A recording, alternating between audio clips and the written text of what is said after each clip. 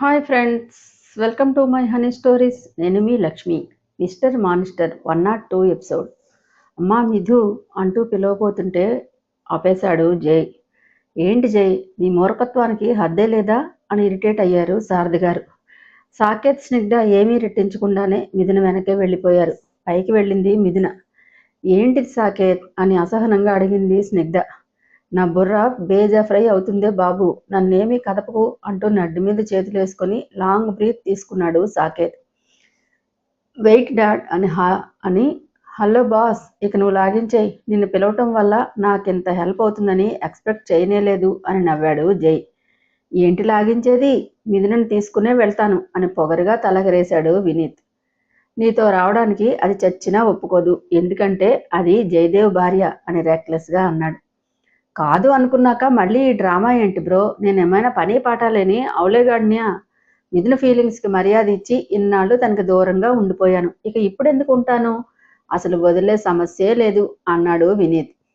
నువ్వు జన్మంతా ఒంటికాల మీద తపస్సు చేసినా కరగదు, ఎందుకు వచ్చిన వృధా ప్రయాస్ చెప్పు. మిథున మనసు నాది, అందులో మరొకటికి ఎంట్రీలు ఉండదని తేల్చేసింది, వినలేదా అని కళ్ళు ఎగరేశాడు జై. నువ్వే చెప్పావు కదా, ఆడవాళ్ళు మైను లాంటి వాళ్ళు ఏ పాత్రలో పోస్తే అందులో వదిగిపోతారని. బంగారం లాంటి మనసు ఉన్న మిథునని వదులుకునేంత మూర్ఖుణ్ణి కాదు. సో నువ్వే డ్రాప్ అయిపో బ్రో, నేను నీకంటే సీనియర్ని, తనని ఎలా సాధించుకోవాలో నాకు తెలుసు అని రెచ్చగొట్టాడు వినీత్. తాళి బంధంతో పాటు ప్రేమ బంధం ముడిపడింది మా మధ్య. సో వాట్ అని నిర్లక్ష్యంగా అడిగి, మిథున నీ బిడ్డకి తల్లి అయినా నా ప్రేమదేవతే, నేను ఎప్పుడూ ఆరాధిస్తూనే ఉంటా. తన మనసు పాల కంటే స్వచ్ఛన, అందుకే తనంటే నాకంత గౌరవం. ఇంటిని వెలిగించే దీపం ఎప్పుడూ పవిత్రమైందే. నా మీదన కూడా అంతే, చావుకు తెగించి తన అభిమానాన్ని కాపాడుకుంది. అప్పుడు పూర్తిగా తనకు బానిసనయ్యాను. నేను ప్రపోజ్ చేస్తే సున్నితంగా రిజెక్ట్ చేసింది, అప్పుడు ఇంప్రెస్ అయ్యాను. సో ఇక మిథు నాది, జయదేవ్ ఇంకో చిలసవుని చూసుకోబోయ్ అని వ్యంగ్యంగా సాగదీశాడు వినీత్. టెంక మీద పీసేం కాదు, మిథున జయదేవ్ని ఇక ఎవ్వరూ వేరు చేయలేరు. నా ప్రేమను నేను ఎలా సాధించుకుంటానో చూసుకో మిత్రమా అని అందంగా నవ్వాడు. ఈ జన్మలో అది జరగదు, నెక్స్ట్ జన్మలో కూడా అవదు, ఎందుకంటే పైన నీ ప్రియసకు వెయిటింగ్. నెక్స్ట్ బర్త్లో తనదో అడ్జస్ట్ అవుతావు, ఇంక నీకు ఛాన్స్ నిల్ అని బొటన వేలిని డౌన్ చేసి చూపించాడు వినీత్. అను నాకు బిడ్డగా పుట్టి ఈ జన్మలోనే నా ప్రేమ పొందుతుంది, నువ్వేం ఫికర్ కాకు, ఇక దయచేయి అంటూ బయటికి చేతిని చూపించాడు జై. వీళ్ళిద్దరి సంభాషణని ఎర్రి మొహాలు వేసుకొని చూస్తున్నారు పెద్దవాళ్ళు. జై ఇక ఆపే, మిథు వింటే మీ ఇద్దరిని చంపి పడేస్తుంది అని కంగారుగా అంది వాసంతి. అదేం చేసినా ఇక నాదే అమ్మా, ఇన్నాళ్ళు బాధించాను, మనసుని విరిచేశాను నా భయాలతో. నేనే దాన్ని ఫస్ట్లోనే ప్రేమించాను, నా ప్రేమను చూపించే ధైర్యం చేయలేకపోయానంతే. ఇక నుంచి ఈ జై ప్రేమిస్తే ఎలా ఉంటుందో చూపిస్తాను అన్నాడు. నువ్వేమైనా చేసుకో, ఇక నీతో నాకు ఎలాంటి రిలేషన్ లేదు బ్రో, గుడ్ బై. మిథున ఉందని తనతో ఉందామని వచ్చాను, తనే వదిలేసి వెళ్ళిపోతుంటే ఇక నీతో నాకేంటి బంధం అని ట్రాలీ తీసుకుని బయటికి వచ్చి, మిథు నేను నీతో వస్తాను అంది జెన్నీ. నాకెవ్వరితోని ఉండాలని లేదు అని నిర్మోహమాటంగా చెప్పి, పదండి బావా అంది మిథున. అరే నేను నీ ఫ్రెండ్ కదా, అలా ఎలా వద్దంటావు? కొన్నాళ్ళు నీతో ట్రావెల్ చేయాలని ఆశపడుతున్నాను, ప్లీజ్ కాదనకు అంటూ క్యూట్గా అడిగింది జెన్నీ. అమ్మా మిథున, ఏంట్రా ఇది, నా మాట విని తల్లి అన్నారు సారథి గారు ముందుకొచ్చి. క్షమించండి అంకుల్, మీరంటే నాకెప్పుడూ గౌరవమే. అలా అని నాకు విలువ లేని చోట ఉండి నా ఆత్మాభిమానాన్ని చంపుకోలేను. మీ అబ్బాయి ఉదార స్వభావానికి కృతజ్ఞతలు చెప్పండి అంది మిథున. అడుగు బయట పెడితే నాలో మరొకరిని చూస్తావు మిథున అని బేస్ వాయిస్తో గద్దించాడు జై. త్వరలో డైవర్స్ నోటీస్ వస్తాయి, చూసుకోండి జయదేవ్, గుడ్ బై అంటూ పొగరుగా చెప్పి పెద్ద పెద్ద అంగలు వేసుకుంటూ బయటకు వెళ్ళింది మిథున. డైవర్స్ అంటే డైపర్స్ కొనుక్కొచ్చినంత ఈజీ చెప్తుంది మేడం అంటూ ఎద్దేవా చేశాడు జై. జై ఆపు ఇంకా అని అరిచి, సాకేత్ నువ్వైనా చెప్పు, ఇది కుటుంబ పరువు, అర్థం చేసుకోండి, ఈ పిల్లాటలు కట్టిపెట్టండి అన్నారు సారథి గారు. ఆ విషయం మీ అబ్బాయికి చెప్పండి సార్, నేను చెప్పినా వినే పొజిషన్లో తను లేదు, సారీ అంటూ వెళ్ళిపోయాడు సాకేత్. త్వరలో మా వెడ్డింగ్ కార్డ్తో మీట్ అవుదాం బ్రో అని ఐ వింక్ చేసి వెళ్ళాడు వినీత్. లాస్ట్ను వెళ్తూ చేతిని వెనక్కి పెట్టి సిగ్నల్ ఇచ్చింది జెన్నీ. జై ఏంటిదంతా, నువ్వేం చేస్తున్నావో తెలుస్తోందా అని అసహనంగా అడిగారు సారథి గారు. రాహువు కబళించడానికి పొంచి ఉందని ఆ క్షణం ఎవ్వరికీ తాట రాలేదు. అలా వచ్చి ఉంటే మిథునని గడప దాటివ్వకపోదునేమో. తెలుస్తుంది డాడ్, ఇప్పటిదాకా తొందరపాటు నిర్ణయాలు తీసుకున్నాను, ఇక అలా చేయను. మీ కోడల్ని మళ్ళీ ఇంటికి తీసుకొచ్చే బాధ్యత నాది. ప్లీజ్ ట్రస్ట్ మీ అని అనుకి ఏమైంది డాడ్, ఎలా జరిగింది అసలు అన్నాడు. మీ మామలాగే డ్రగ్ ఇచ్చారు, కాకపోతే పాయిజన్ మిక్స్ చేసి మరీ ఇచ్చారు అని బాధగా చెప్పాడు సారథి. నాకు క్లియర్గా చెప్పండి డాడ్, తన మీద అంత పగ ఎవరికి ఉంది అని ఎర్రబడిన కళ్ళతో అడిగాడు జై. ఎలా జరిగిందో తనకు తెలియదు జై. మనం మీ ఇద్దరి పెళ్లి అనుకున్నాక సడన్ గా బ్లడ్ వామిటింగ్ చేసుకుంది, స్పృహ తప్పిపోయిందట. జెన్నీ హాస్పిటల్కి తీసుకెళ్లి జాయిన్ చేసింది. అప్పుడు టెస్ట్ రిపోర్ట్స్లో తెలిసింది డేంజరస్ పాయిజన్ తన బాడీలో ఉందని, లోపల ఆర్గాన్స్ అన్నీ తినేసిందని. అప్పుడే నీ మనసు విరవడానికి జెన్నీని బలవంతంగా ఒప్పించి నువ్వు చూసిందంతా చేసింది. తన మీద అసహ్యం కలగాలని, తనని మర్చిపోవాలని. బట్ నువ్వు మరో విధంగా రియాక్ట్ అయ్యావు. కళ్ళనీళ్లు కారుస్తూ ఇదంతా నాకే చెబితే నేనే దాన్ని బ్రతికించింది కదా డాడ్ అని గద్గద స్వరంతో అన్నాడు జై. నేను బ్రతికించిన అవకాశం ఉంటే అని ఆఖరి రోజున జరిగింది గుర్తు చేసుకున్నారు సారథి గారు. చిక్కి శల్యమై ఎముకల గూడులా బెడ్ మీద ఉన్న అంశుని చూడగానే గుండె సముద్రంలా మారిపోయింది. అమ్మా అను అంటూ ఏడ్చేశారు సారథి గారు. ఆయాసంతో రొప్పుతూనే జై ఎలా ఉన్నాడు అంకుల్ అని కష్టంగా పలికింది అను. ఏమీ బాగాలేదని చెప్పలేక తల పంకించారంతే.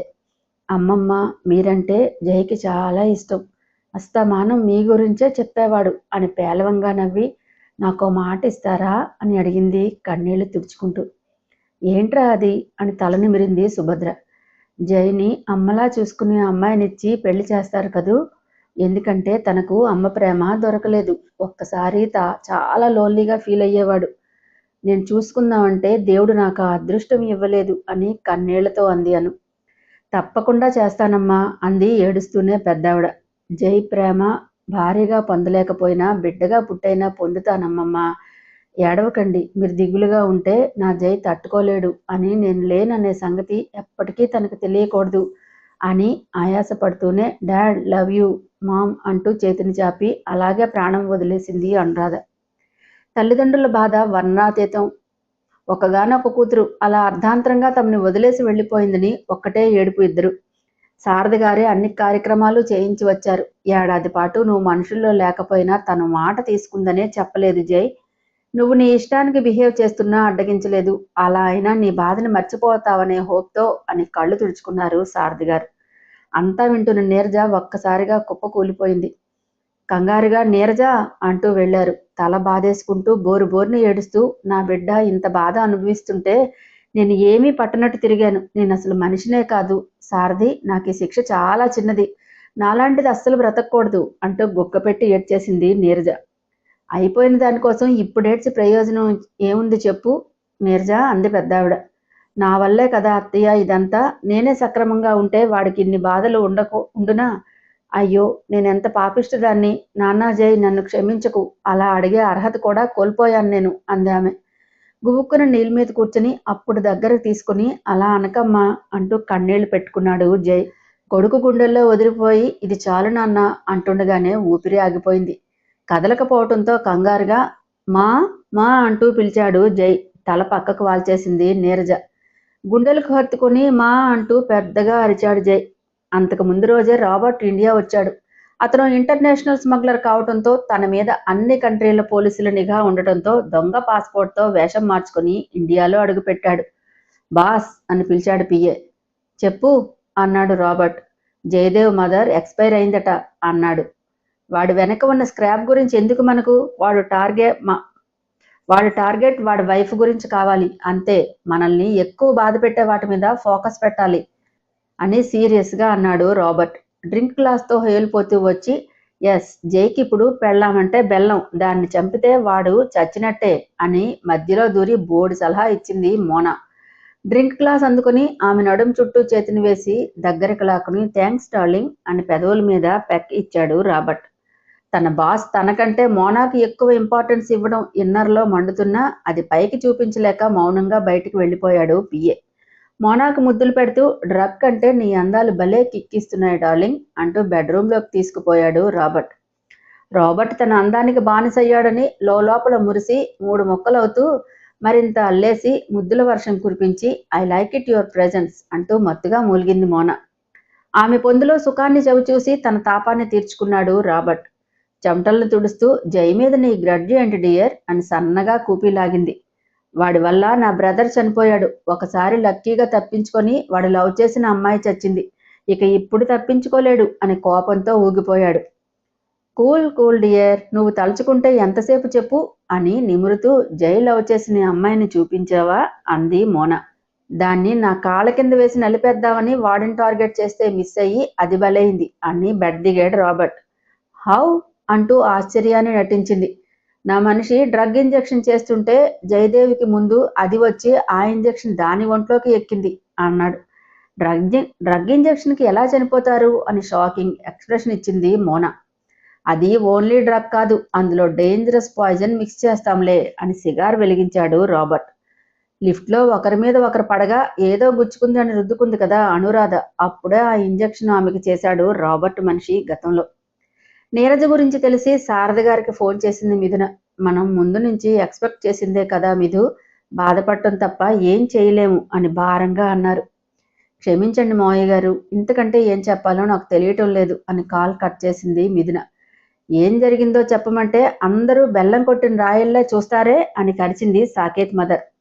మామ్, దాన్ని పీస్ఫుల్గా ఉండనివ్వు, అన్నీ తీరిగ్గా చర్చించుకోవచ్చు అని విసుక్కున్నాడు సాకేత్. నేను పీజీలో ఉంటాను బావా అంది మిథున.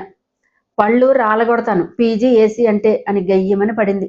పర్వాలేదు, కొత్త సెట్ కుట్టించుకుంటానులే అని నవ్వింది మిథున. అంతేగాని నా మాట విననంటావు అంతే కదా అని ఉరిమింది ఆవిడ. రూపా డార్లింగ్, నేను నీలాంటి గయ్యాళ్ళదంతా పడలేను. నీ కోడలు కంటే తప్పదు, నాకేం పని చెప్పు. సో నేను రేపే జంప్ అయిపోతున్నాను అని భుజాల చుట్టూ చేతులు వేసి ముద్దులు పెట్టింది మిథున. సాకేత్ ఫాదర్ నవ్వుతున్నారు. అదిగో మామ కూడా ఒప్పుకున్నారు, నువ్వే సీల్ రాకాసి పిల్లవని. మాటలు బాగానే నేర్చావే, ఏంటే నీ బాధ, ఏం జరిగింది అని లాలనగా అడిగింది రూప.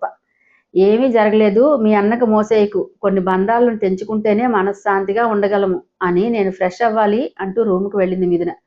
దాన్ని ఏమీ అడక్కమ్మా, అలా ఉండనివ్వు, వంట సంగతి చూడు అన్నాడు సాకేత్. సరే కానివ్వండి, బావా మరదళ్ళు ఏం ఘనకార్యం చేసుకొచ్చారో మరి అంటూ లోపలికి వెళ్ళింది రూప. నీరజ కార్యక్రమాలన్నీ శాస్త్రోక్తంగా జరిపించారు శారద గారు. మిథున గురించి చెప్పాలని తన పేరెంట్స్ విషయం తెలియనివ్వలేదు జై. జెన్నీ ప్రాజెక్ట్ వర్క్ మీద రావడంతో అదే కంపెనీలో మిథునకు కూడా జాబ్ చూసింది. జెన్నీతో కలిసి పీజీలో ఉంటుంది. ఇద్దరి మధ్య మంచి బాండింగ్ ఏర్పడింది. జై గురించి ప్రస్తావన ఎవ్వరూ తీయటం లేదు. ఆ క్యారెక్టర్ని ఎలిమినేట్ చేసేశారనే చెప్పొచ్చు. ఉదయకాంతి కిరణాలతో పాటు పొడవాటి షాడో లోపలికి పడటంతో సోఫాలో కూర్చుని పేపర్ చూస్తున్న పర్సన్ తల ఎత్తి చూశారు. ఎదురుగా పాకెట్లో హ్యాండ్స్ పెట్టుకుని జై నిలబడి ఉన్నాడు. ఆయన ఏం చూస్తున్నారో కొన్ని క్షణాలు అర్థం కాక కళ్ళజోడు సరి చేసుకుని మరీ చూశారు. అలాగే నిలబడి ఉన్నాడు జై. జయదేవ్ అని పిలుస్తూ చటుక్కున పైకి లేచారు. ముందుకు అడుగులు వేస్తూ వచ్చి ఎలా ఉన్నారంకుల్ అని గంభీరంగా అడిగాడు. అను గురించి తనకు తెలిసిందని వీళ్ళకి చెప్పొద్దు అని జెన్నీతో చెప్పాడు జై. ఆయన కంగారు పడిపోతూ నువ్వేంటి ఇలా వచ్చావు అని తడబడ్డారు. హాయ్ ఫ్రెండ్స్, నా ఛానల్ నచ్చితే కనుక లైక్ చేయటం, షేర్ చేయటం, సబ్స్క్రైబ్ చేసుకోవటం మర్చిపోకండి. పక్కనే ఉన్న బెల్ ఐకాన్ని ప్రెస్ చేయండి. ఒక మంచి కామెంట్ని పాస్ చేయండి.